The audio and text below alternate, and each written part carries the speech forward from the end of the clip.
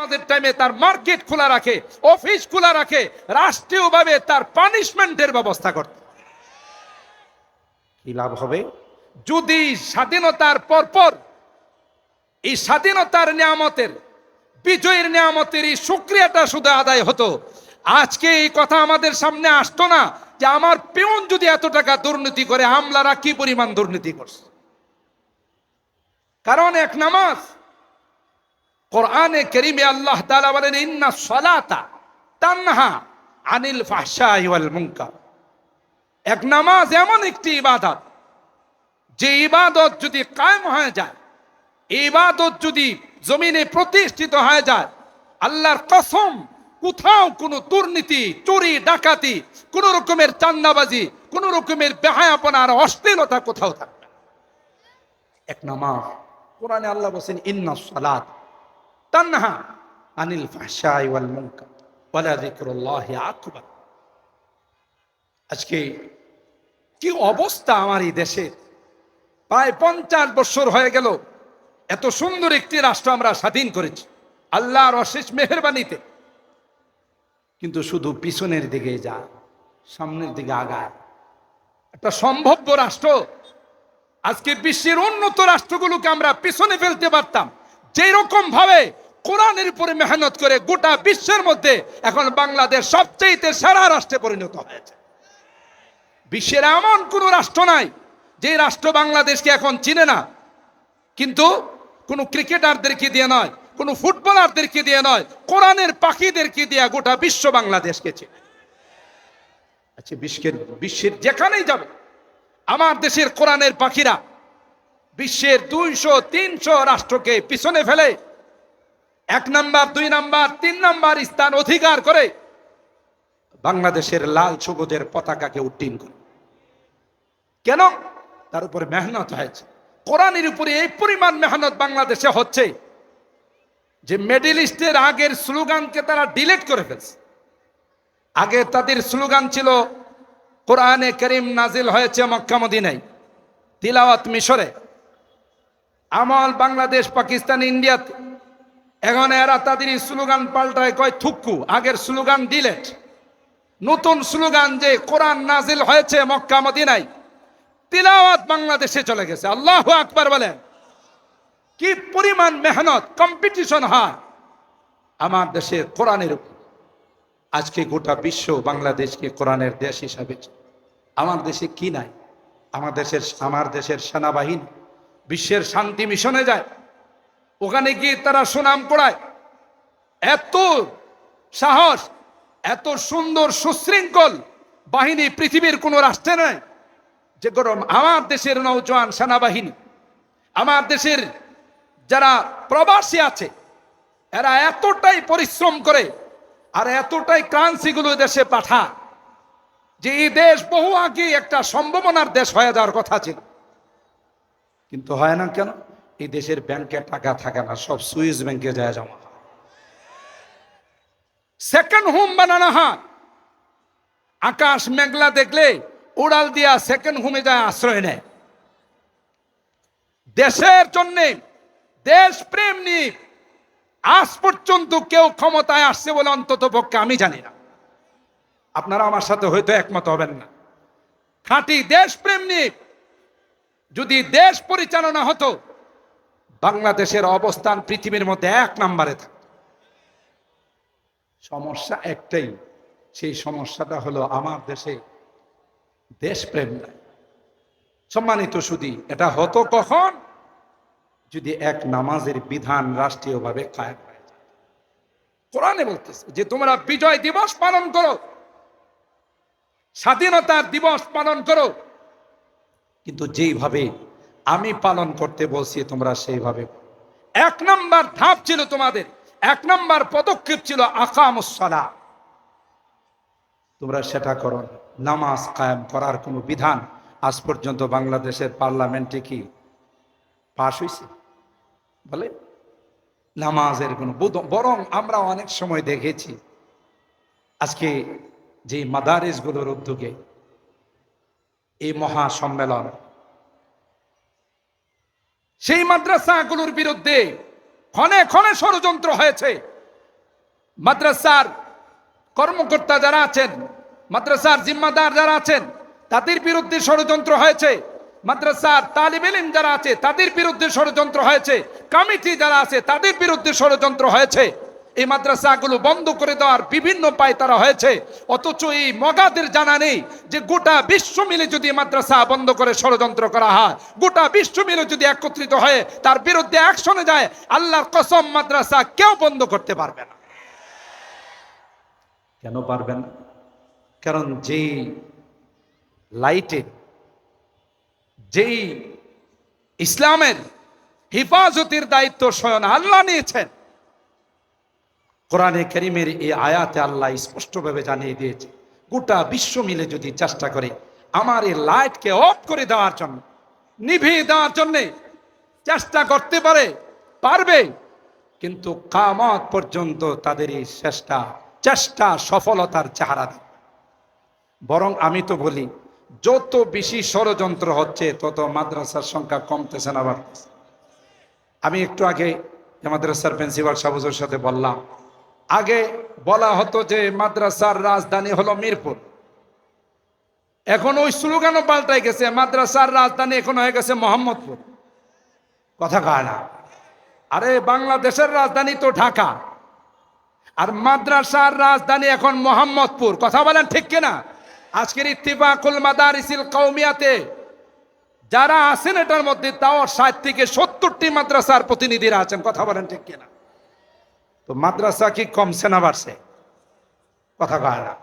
যারা একসময় বলছে ব্যাঙ্গের ছাতার মতো মাদ্রাসা গজাইতেছে, একসময় যারা বলতো যে জঙ্গিবাদ প্রজনন কেন্দ্র, একসময় যারা বলতো সন্ত্রাসীদের আস্তানা, এই সমস্ত স্লোগান অপপ্রচার করার পর মাদ্রাসা কি তাদের অপপ্রচারের কারণে কমছে? বলেন না বাড়ছে?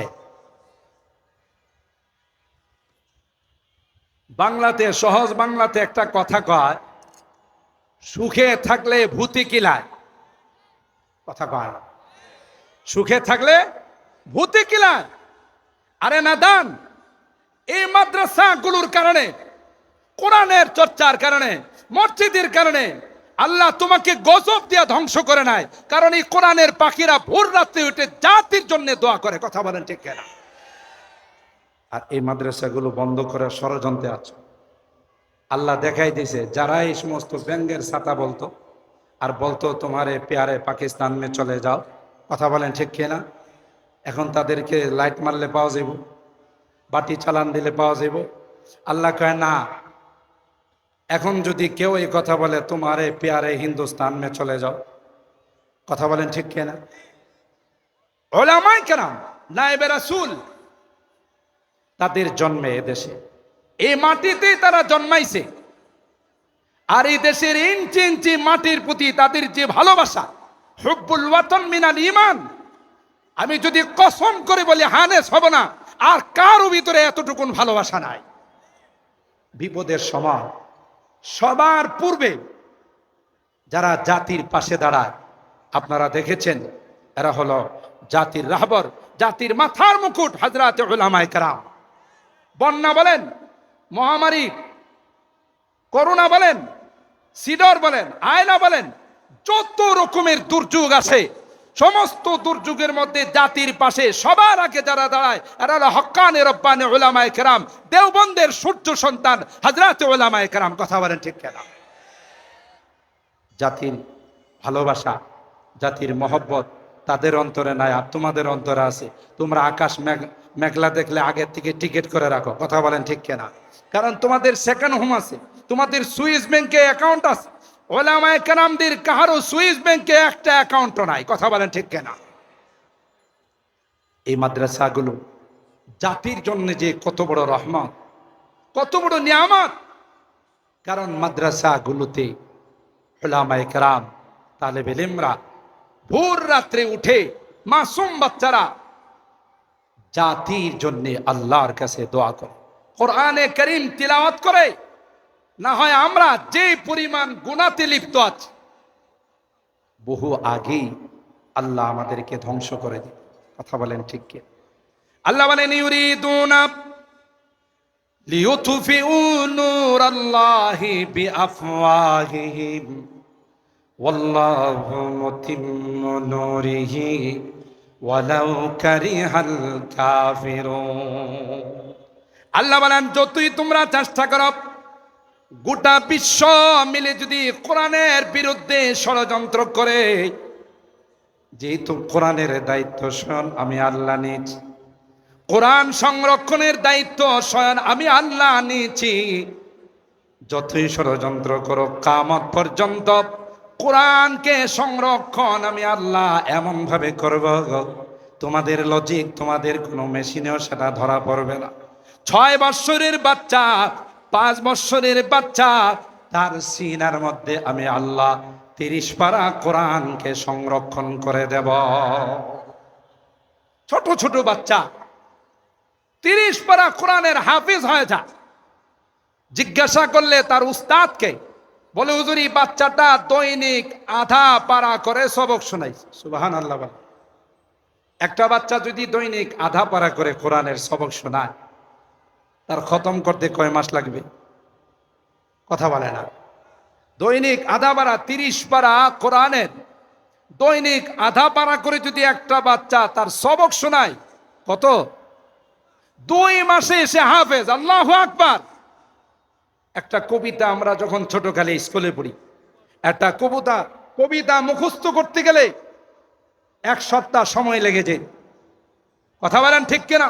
আর সেখানে 10 পৃষ্ঠা আধা পারা কোরআন মুখস্থ করে এক বৈঠকে উস্তাদকে শোনাই দে। এটা ব্যক্তিগত কোনো কাবিলিতি নয়, ব্যক্তিগত কোনো যোগ্যতা নয়, এটা মহান রব্বে করিমের বিশেষ করুণা। কথা বলেন ঠিক কিনা? ওয়ালাকাদ ইয়াসসারনাল কুরআনা লিযিকর ফাহাল মিন মুদ্দাকির। আল্লাহ বলেন, আমি তো কোরআনকে সহজ করে দিয়েছি।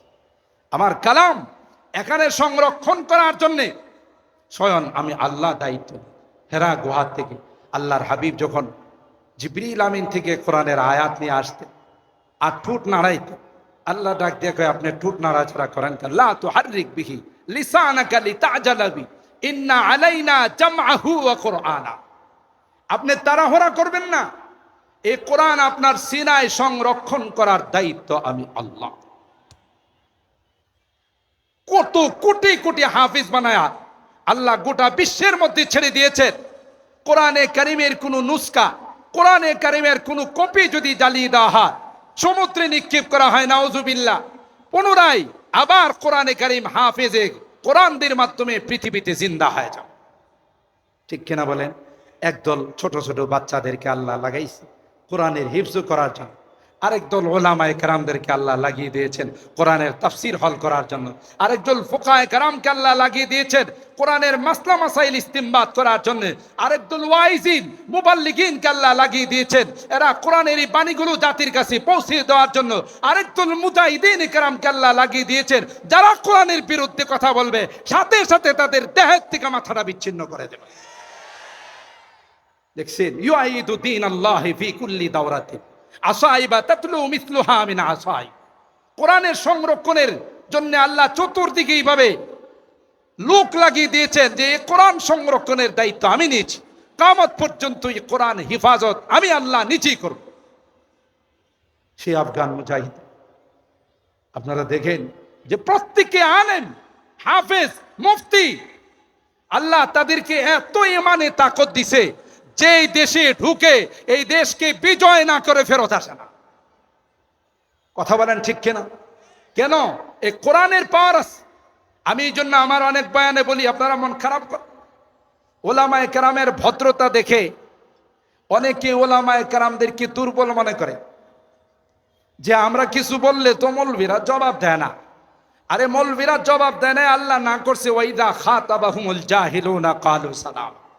তোমাদের সাথে যদি জাহেলরা কোনো খারাপ আচরণ করে তোমরা তার জবাব দিও না। এই ভদ্রতাকে দুর্বলতা মনে করার কোনো উপায় নেই। হযরত মুফতি আমিনী রাহিমাহুল্লাহ তিনি প্রায় তার বক্তব্যে বলতেন যে, মিয়া সাহেব, আলেম ওলামাদেরকে দুর্বল মনে করেন না, টুপির নিচে বারুদ আছে। এই শব্দটা বলতেন যে টুপির নিচে বারুদ আছে, তার মানে কি এখানে বারুদ নিয়ে নিয়ে ঘুরে? না, ওলামায়ে কেরাম ভোর রাত্রি উঠে দুই হাত তুলে যখন মালিকের কাছে ফরিয়াদ জানাবে, তোমার ওই অগ্নিয়াস্ত্র, তোমার অ্যাটম বুম, তোমার ক্ষেপণাস্ত্র, তোমার ক্রুজ ক্ষেপণাস্ত্র, তোমার পারমাণবিক কোনোটাই এই হাতের সামনে আসার সাহস পাবে না। কথা বলেন ঠিক কিনা? আপনারা কি মনে করেন নতুন বিজয় আর নতুন স্বাধীনতা এমনি আসছে? বহু হাত আকাশে গেছে। কথা বলেন ঠিক কিনা? এই হাতের বরকতে আসমান থেকে বিজয়ের ফয়সালা হয়েছে। কথা বলেন ঠিক কিনা? সূরা নমলের আপনারা ওই ইতিহাস পড়ে দেখেন। আমি ইতিহাস বলার জন্য নয়, বোঝানোর জন্য। কারণ কোরআনে আল্লাহ যত ঘটনা বর্ণনা করেছেন, আল্লাহ পাক ক্লিয়ারলি জানিয়ে দিয়েছেন, লাকাদ কানা ফি কাসাসিহিম ইবরাতুল লিউলিল আলবাব। এর মধ্যে যারা বুদ্ধিমানেরও কিন্তু আবার কথা আছে। যারা বুদ্ধিজীব আর বুদ্ধিজীবী, আমরা যাদেরকে বুদ্ধিজীবী মনে করি, আল্লাহর কাছে এগুলো একটাও বুদ্ধিজীবী নয়। এগুলো আল্লাহ কয় আমার কাছে মুর্দারের সমতুল্য। কথা বলেন ঠিক কেন? কোরআনে সংজ্ঞা দিয়েছেন, আল্লাযীনা ইয়াযকুরুনাল্লাহা কিয়ামান ওয়া কুউদান ওয়া আলা জুনুবিহিম ওয়া ইয়াতাফাক্কারুনা ফি খালকিস সামাওয়াতি ওয়াল আরদ। আল্লাহ বলেন এরা হলো উলুল আলবাব, এরাই হলো বুদ্ধিমান, যারা সারাক্ষণ আল্লাহকে স্মরণ রাখে। নামাজের টাইমে নামাজ পড়ে, শক্তি থাকলে দাঁড়িয়ে, না হয় বসে, না হয় শুয়ে, না হয় ইশারা করে, কখনো আল্লাহর এই হুকুম নামাজকে তারা কাজা করে না। আল্লাহ বলেন 1 নাম্বার কোয়ালিটি হলো বুদ্ধিমানের সাথে। আর আমরা যাদেরকে বুদ্ধিজীবী বলি, তাই না, অধিকাংশ লোক খারিয়া মুতে। কথা কয় না, দাঁড়ায় পেশাব করে। কেউ শিক্ষিত থাকলে রাগ করেন না, আপনাকে বলি নাই। আপনি হোটেলের রেস্তোরাঁয় যান, এয়ারপোর্টে যান, নামি দামি কোনো সার্কিট হাউসে যান, বসে পেশাব করার অপশন যদি থাকে একটা, দাঁড়িয়ে পেশাব করার অপশন থাকে 10টা। ওখানে কি জিনের বাচ্চারা এসে পেশাব করে? ওই জেন্টলম্যান যারা দেখবেন কাপড় উঠাইতে আস্তে আস্তে হাঁটুর উপরে কাপড় চলে আসে, হাফ প্যান্ট পরে রাস্তায় বেড়া, আর নিজেদেরকে মনে করে মডারেট আর আধুনিক, অথচ জানে না যে কত বড় জানোয়ার। কথা কয় না।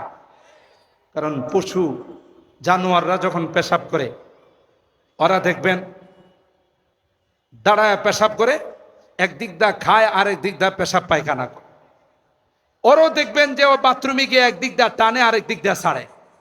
তাহলে ওর মধ্যে আর আমার এলাকার জানোয়ারের মধ্যে কি পার্থক্য হলো? বরং আল্লাহ বলেন বালহু মাদাল, জানোয়ারের চেয়ে তো আরো নিকৃষ্ট। কথা বলেন ঠিক কিনা?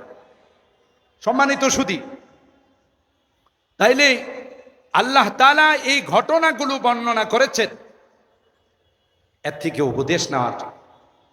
হযরত সুলাইমান পয়গম্বর যখন হুদহুদ পাখির মাধ্যমে খবর পাইলেন, ইন্নী ওয়াজিতুকা মিন সাবাইম বিনাবাই ইয়াকিন, তখন তিনি কি বললেন? যে আমি তোমার এই খবরটা সত্য না মিথ্যা যাচাই করার জন্য চিঠি পাঠাবো। চিঠি পাঠাইলেন, চিঠি পাইলেন বিলকিস রানী। আমি কিন্তু কোট করে যাচ্ছি, যেহেতু সব আমার চেয়ে ভালো জান্নাওয়ালা ব্যক্তিরা এখানে আছে। তখন এই মহিলা কি করলো? ক্বালাত ইয়া আইয়ুহাল মালাউ ইন্নী উলকিয়া ইলাইয়া কিতাবুন কারীম। পয়গম্বরের চিঠিকে তিনি কারীম শব্দের দ্বারা মৌসুফ করেছেন। কারীম শব্দের দ্বারা যে একটা সম্মানিত চিঠি সম্মানিত ব্যক্তির কাছে পাইছি।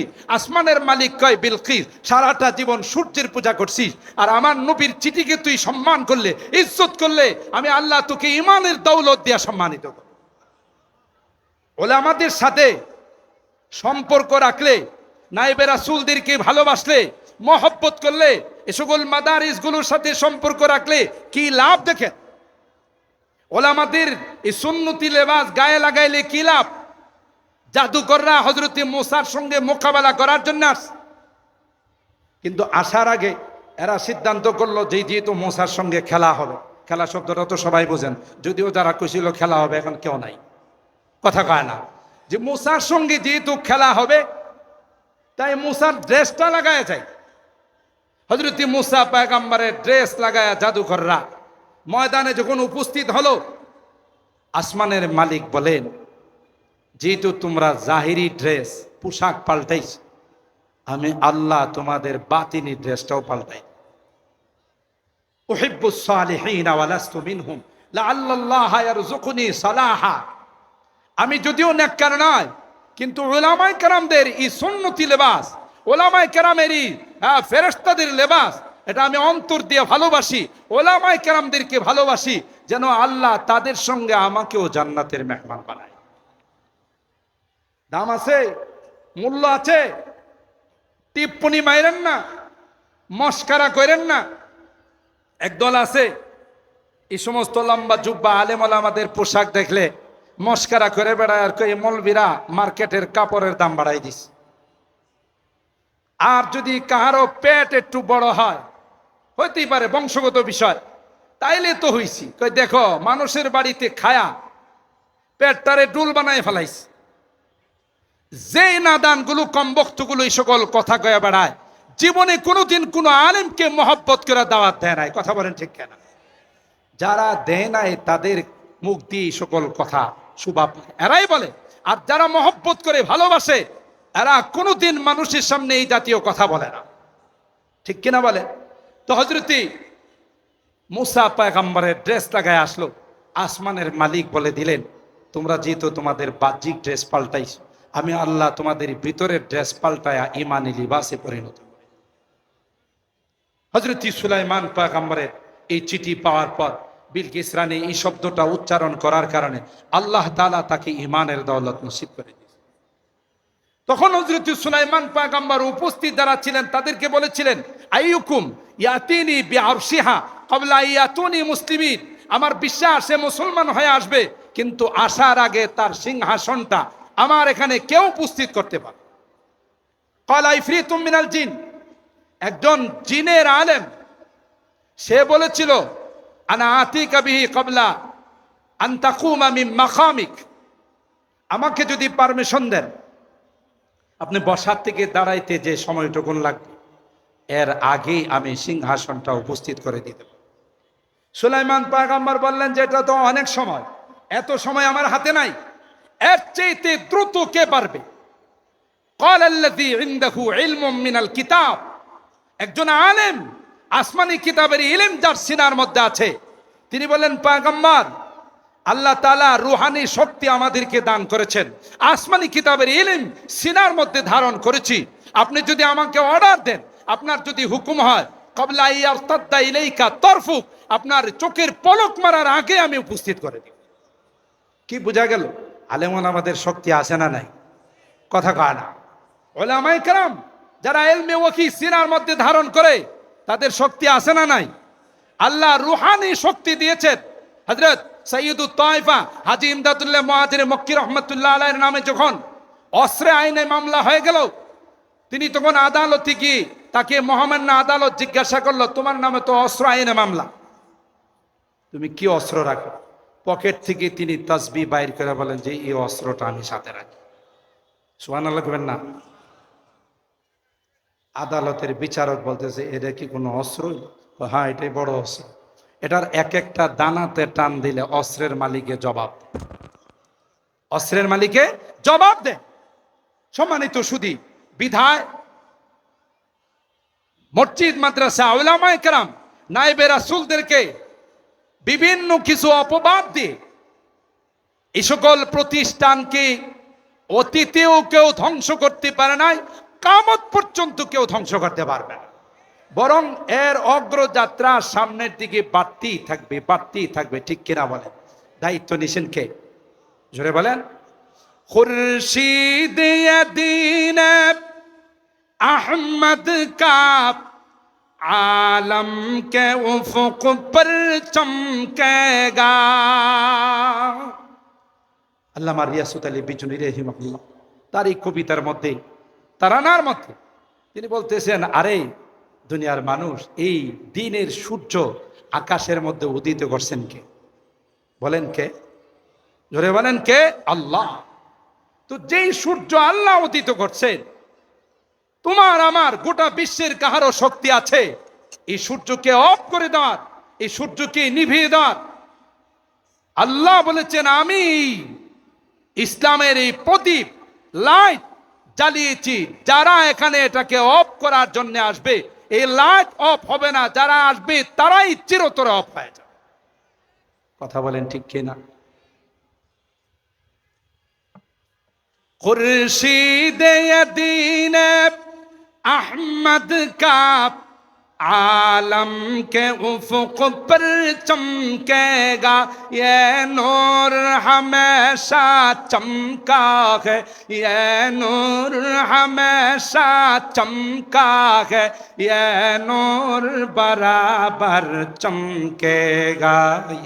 इल्म हुनर का गहवारा तारीख का वो से पारा है, हर फूल हाय के शोला है, हर शर्वा यहाँ मीनारा है। আল্লাহু আকবার।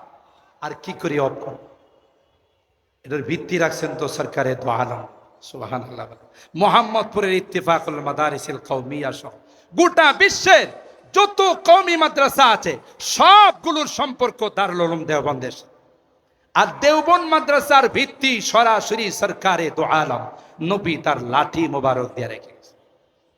বলুন তো দেখি, এটা কি রানা প্লাজার মতো নরম যে কয়েকজন ধাক্কা দিয়ে ফেলে দিবে? কথা কয় না। এটা কি সাভারের রানা প্লাজার মতো যে কয়েকজন, তখনকার এক স্বরাষ্ট্রমন্ত্রী ছিল মগা চৌধুরী, ওই তখন মন্তব্য করছিল যে এটারে কয়েকজন ধাক্কা দিয়ে ফেলে দিয়েছে। কথা বলেন ঠিক কেন? এটা কি এই রানা প্লাজার মতো তুমি নরম পাইছো? এটার গোড়া মজবুত, সরকারি দো আলম নবী তার ভিত্তি রেখে গেছেন। এই জন্য গোটা কওমি মাদ্রাসাগুলোর মধ্যে দেওবন্দ মাদ্রাসার সাথে তার কানেকশন, দেওবন্দ মাদ্রাসার কানেকশন রওজায়ে পাকের সঙ্গে, রওজায়ে পাকের কানেকশন সরাসরি আরশে আজিমের সঙ্গে। ষড়যন্ত্র বলে, ব্যঙ্গের ছাতা বলে, বিভিন্ন রকমের অপবাদ দিয়ে এ সকল মাদ্রাসাগুলোকে বন্ধ করে দেবে। আল্লাহ কয় যারা ষড়যন্ত্র করত করোনা দিয়া এদের বাচ্চাগুলোরই না মাদ্রাসায় ঢুকাইছে। কথা বলেন ঠিক কিনা? স্কলাস্টিক স্কুলে, ইংলিশ মিডিয়ামে বিভিন্ন বাচ্চারা যারা পড়তো, যেহেতু ওইগুলো বন্ধ, আমাদের মাদ্রাসাগুলোতে আইসা কই হুজুর পোলাটার একটু কোরআন শিখান। আল্লাহ কয় এখন কোন জায়গায় না ঢুকাইছ? একটু আগে তো বলছিলে যে এটা হলো জঙ্গিবাদের আস্তানা। কথা বলেন ঠিক কিনা? खुद साक़ी कौसर ने राखी, मैं खाने की बुनियाद साक़ी कौसर सरकारे दो आलम नबी সরাসরি যে মাদ্রাসার ভিত্তি স্থাপন করেছে।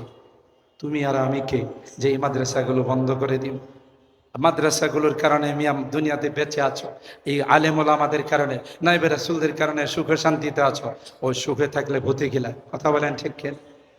খুদ সাকি কৌসর নে রাখি, मैं खाने की बुनियाद तारीख मुरातब करती है, तारीख मुरातब करती है, दीवानों की रौदा दिहाई, इल्म हुनर का गहवारा तारीख का वो से पारा है, हर फूल हाय के शोला है, हर शर्वा यहाँ मीनारा है, जो शम्अ यक़ी रोशन है यहाँ, वो शम्अ हरम का परतव है। এখানে যে লাইটগুলো জ্বলতেছে নূরের লাইট, কোরআনের লাইট, মনে করো না এগুলো স্বাভাবিক কোনো লাইট। এটা শামে হারাম কা পরতাও হ্যায়, রওজায়ে পাকের আলো। আর রওজায়ে পাকের আলোটা আসে আরশে আজিম থেকে। এত সহজ না।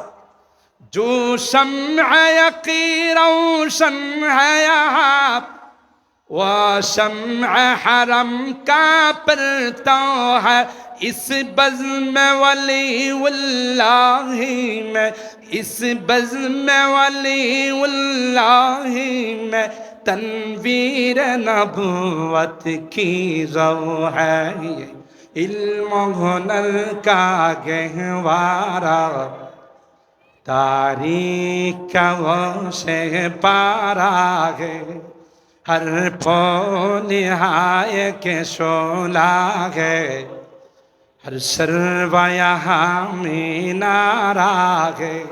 সুতরাং এগুলোর গোড়া অনেক মজবুত। কোন রকমের ষড়যন্ত্র করে মাদারিসে কওমিয়াগুলোকে শেষ করা যাবে না। ভাগ্যবান যারা তার সঙ্গে সম্পর্ক রাখবে। কথা বলেন ঠিক কিনা?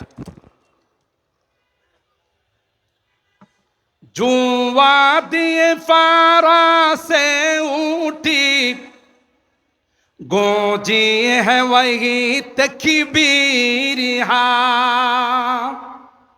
এখান থেকেই সর্বপ্রথম নারায়ে তাকবীরের আওয়াজ উঠছে, কালমার আওয়াজ উঠছিল।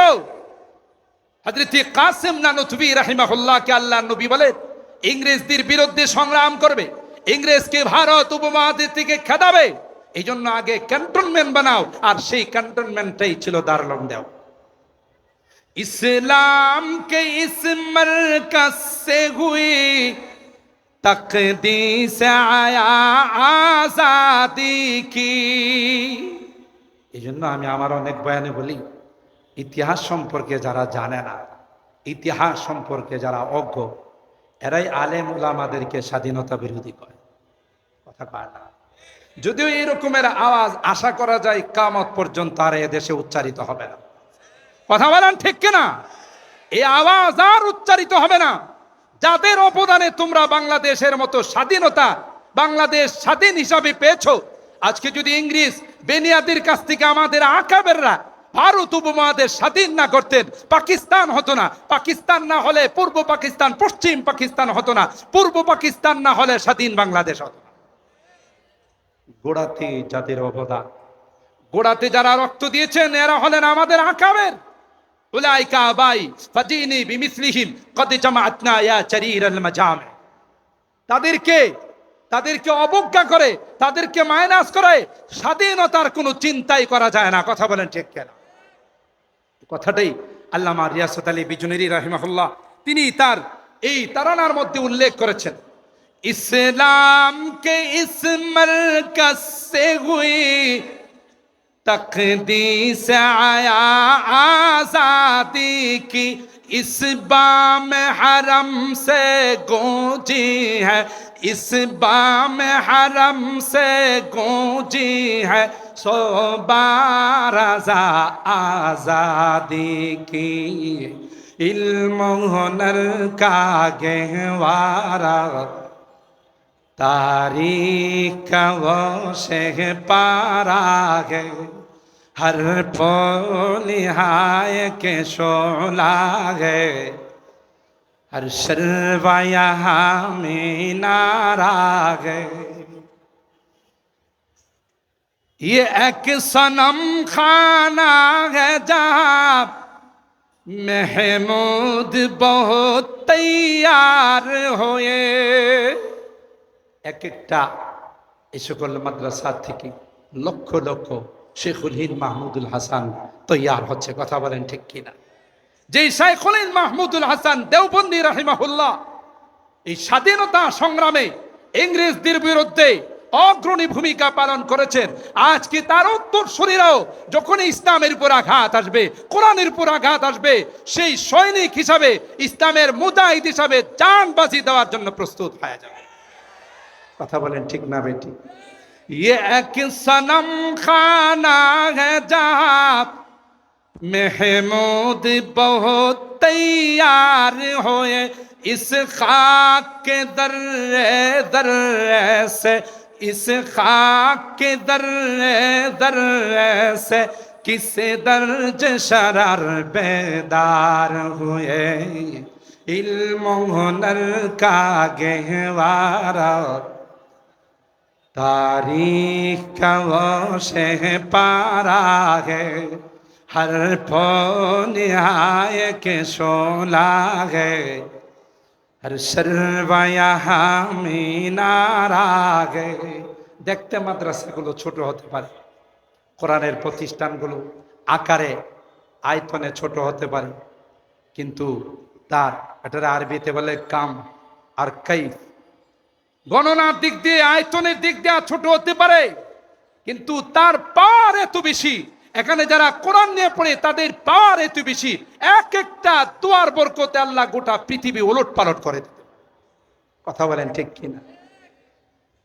आबिद के यकी से रोशन है सादात का सच्चा साफ अमल। আমাদের আকাবে হযরত হাফিজ জি রাহিমাহুল্লাহ, হযরত পীরজি রাহিমাহুল্লাহ, শেখুল হাদিস রাহিমাহুল্লাহ, মুফতি আমিনী রাহিমাহুল্লাহ, মুজাহিদে আজম আল্লামা ফরিদপুরি রাহিমাহুল্লাহ, ফখরে বাঙ্গাল রাহিমাহুল্লাহ, আথার আলী রাহিমাহুল্লাহ সহ আমাদের আকাবেররা যে কোরবানি করে এই সকল মাদ্রাসাগুলো প্রতিষ্ঠা করে গেছেন, আমি তো সারা জিন্দেগি মনে করি তাদের এই শুকরিয়া যদি আমরা আদায় করতে থাকি, জীবন গেলেও শুকরিয়া আদায় হবে না। আমাদের প্রত্যেক আকাবের ঢাকা শহরে একটা মসজিদ করছে, পাশাপাশি মাদ্রাসা করছে। যদি ওনারা এই মাদ্রাসাগুলো না করতেন, আজকে ঢাকা শহর কোথায় যাইতো, কোন বাতিলের হাতে চলে যাইতো। আমাদের আকাবেররা দূরদর্শিতা নিয়ে ভবিষ্যৎ চিন্তা করে প্রত্যেকটা মসজিদের সঙ্গে এক একটা মাদ্রাসা করেছেন। আর আজকে এই মাদ্রাসাগুলো লালবাগ মাদ্রাসা, রহমানিয়া মাদ্রাসা, বড়কাটারা মাদ্রাসা, মোহাম্মদিয়া মাদ্রাসা সহ বাংলাদেশের যত মাদ্রাসা ঢাকা শহরের আমাদের এই আকাবেরদের বরকত। কথা বলেন ঠিক কিনা? তাদের ইখলাস, তারা নিজেদের জন্য কিছু করে নাই, দিনের জন্য উম্মতের জন্য করে গেছেন। কথা বলেন ঠিক কিনা? आबिद के यकी से रोशन है सादात का सच्चा साफ अमल, आँखों ने कहा देखा होगा, आँखों ने कहा देखा होगा, इखलास का ऐसा ताजमहल, इल्म हुनर का गहवारा, तारीख का वो शेह पारा है, हर फूल हाय के शोला है, हर शर्वा यहाँ मीनारा है आज़म हुसैन अहमद से बपा हंगामाए गिरोदारी हा। शेखुल आरब वाला जो औलाद रसूल হযরত হুসাইন আহমদ মাদানী, তার যে রাজনৈতিক প্রজ্ঞা ছিল, তিনি চেয়েছিলেন ভারত, পাকিস্তান, বাংলাদেশ সব এক হয়ে থাকবে। একটা সময় আসবে মুসলমানের আধিক্যতে যারা অমুসলিম আছে তারা তাদের কাছে সারেন্ডার করতে বাধ্য হতো। আজকে আমাদেরকে নিয়ে পার্শ্ববর্তী রাষ্ট্রওয়ালারা চিনি মেনে খেলে। কথা বলেন ঠিক কিনা? হযরত হুসাইন আহমদ মাদানী তার দূরদর্শিতা, তার ভবিষ্যৎ নজর ছিল, যদি আজকে আমরা সব মুসলমান একতাবদ্ধ হয়ে থাকতাম, বিজাতিরা আমাদেরকে অত্যাচার আর নির্যাতন করবে দূরের কথা, চোখ রাঙ্গায়া তাকানোর মতো সাহস পাইত।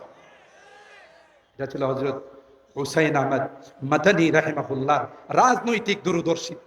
কিন্তু ইখতিলাফ মতানৈক্যের কারণে এটা হয় নাই, খণ্ড বিখণ্ড হয়ে গেছে বিভিন্ন ষড়যন্ত্রের কারণে। আজকে আমরা বিক্ষিপ্ত। এটাই আল্লাহ নবী, ওই যে হাদিস পড়েছিলাম ওখানে আল্লাহ নবী ভবিষ্যৎবাণী করে গিয়েছিলেন একটা সময় আসবে বিজাতিরা তোমাদের উপরে চড়াও হবে। সাহাবায়ে কেরাম প্রশ্ন করেছিলেন, অমিন কিল্লাতিন নাহনু ইয়াউমাইদিন, ইয়া রাসূলুল্লাহ আমরা কি সংখ্যায় কম থাকবো? তাই ক্বালা বাল আনতুম ইয়াউমাইদিন কাসীর, না তোমাদের সংখ্যা কম থাকবে না, সংখ্যা বেশি থাকবে। কিন্তু কিন্তু ওয়ালাকিন্নাকুম গুসাউন কা গুসাইস সাই, তোমাদের মধ্যে একতা থাকবে, তোমাদের মধ্যে ঐক্য থাকবে না, ইত্তেফাক থাকবে না।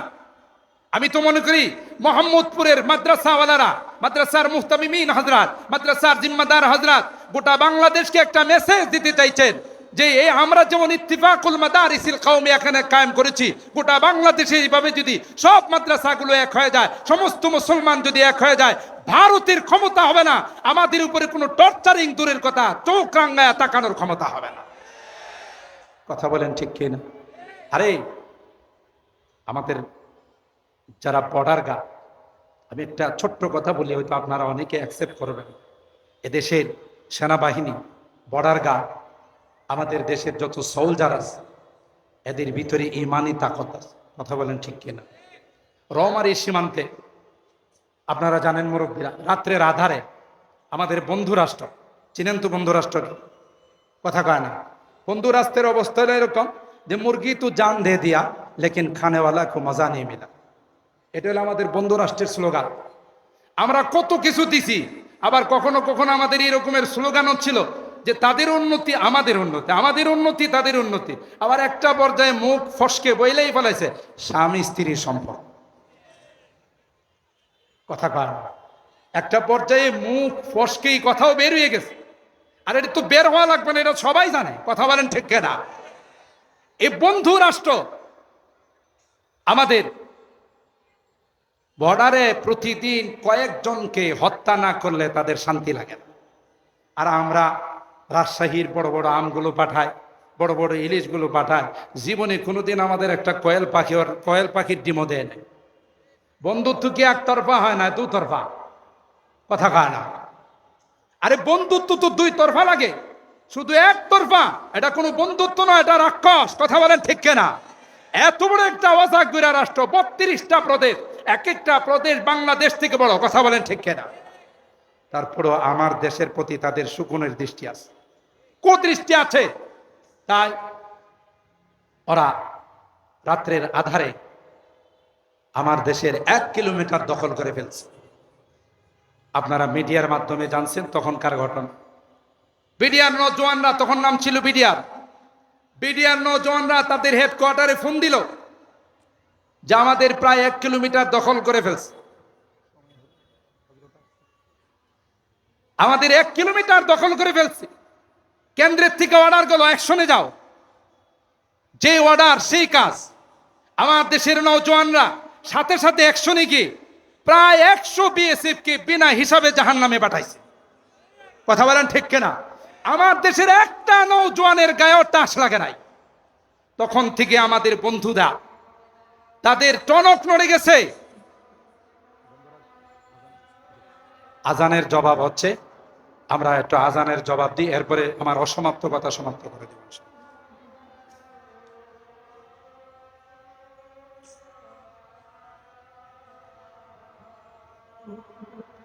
আল্লাহু আকবার। অনেকেই অলসতার বশবর্তী হয়ে পড়ি।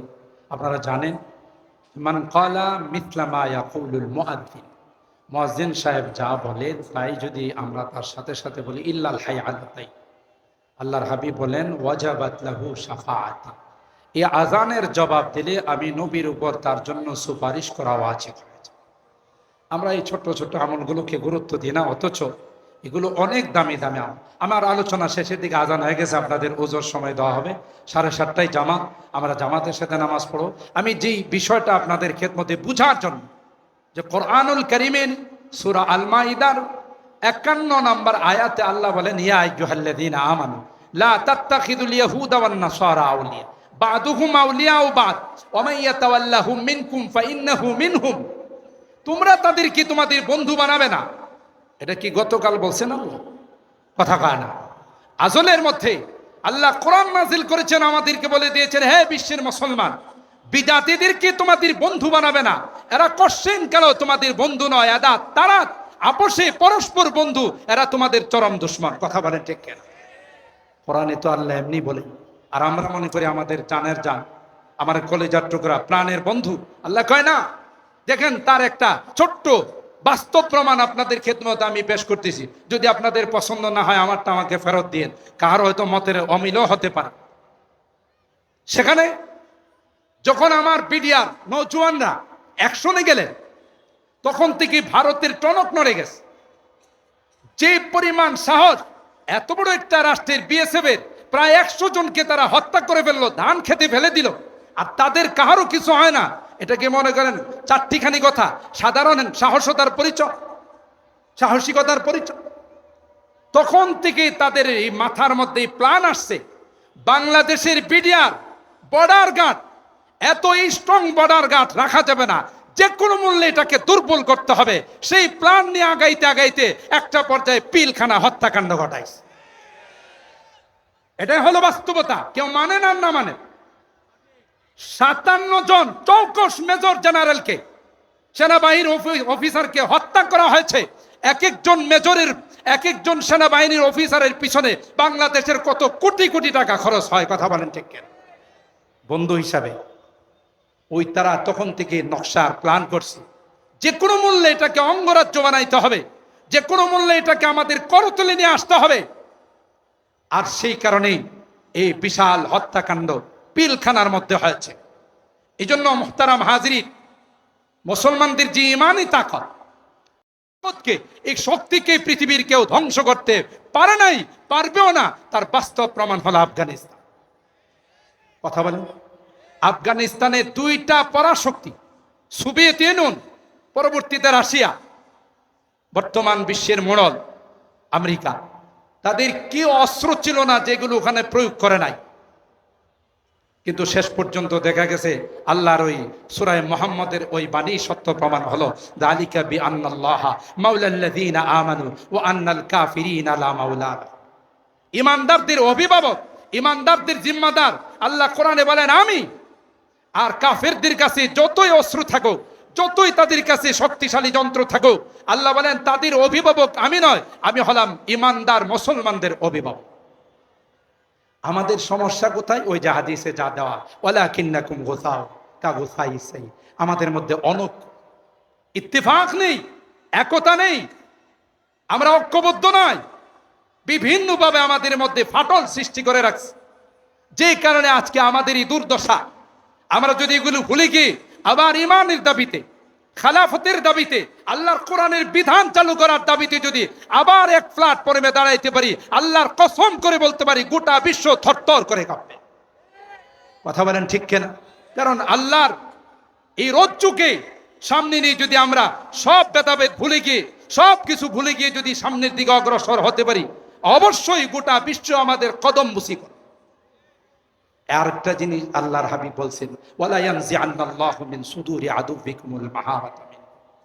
একটা সময় মুসলমানদের নাম শুনলে বিজাতিরা থরথর করে কাঁপত।